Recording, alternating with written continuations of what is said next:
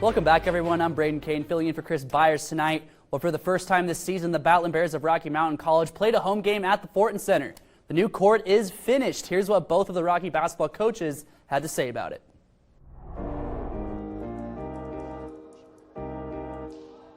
Everybody loves to be at home. You know, there's no place like home. So the Fortin Center is going to be great to us, and we're excited to get practices in here. And our guys are still playing hard, and we've had a little tough go lately. We've lost some tough games, and we didn't do so well in the opening weekend last weekend in conference play. But I really believe in this group of guys, and I believe they're going to come ready to go the rest of the year. Well, today's January 13th, and it felt like the first day of practice. You know, being we were able to get back into the Fortin Center, and you know, it's just such a, I can't explain how good it felt to actually be out on our home floor tonight. For practice.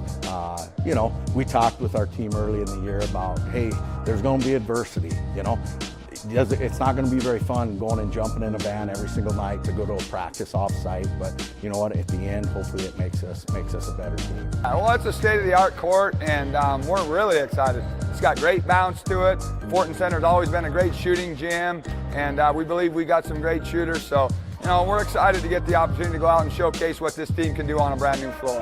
My back feels a lot better. There's a little give to that floor. You know, I used to joke about my back from practice would start, it would ache because, you know, that old floor was just sitting there on concrete, and now it's got some give to it. And, I think you'll see a big benefit with our athletes over the course of the year is it not being so wore down, you know, because there's some actual give to the floor, if you will. It's not just hard as a rock.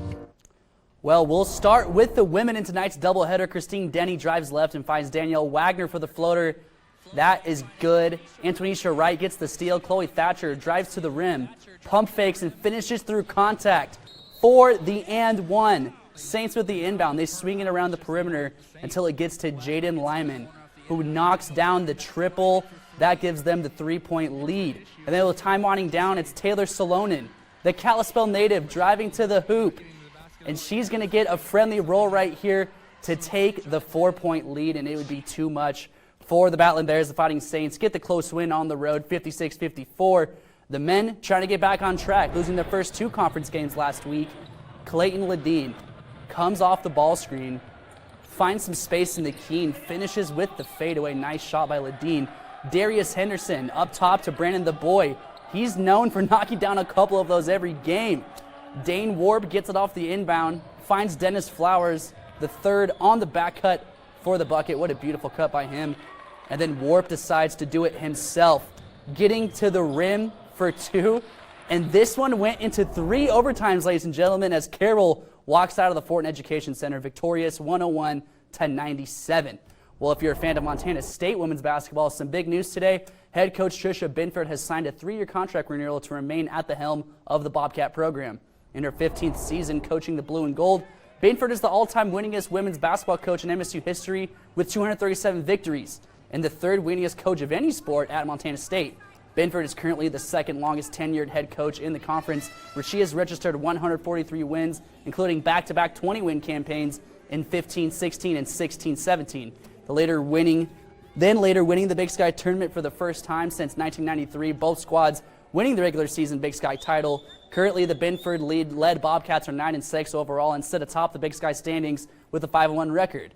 MSU was the preseason favorite to win the league in both the coaches and media polls. The Bobby Petrino journey through college football is making another stop. The former Carroll College quarterback, is taking his shot at the FCS level.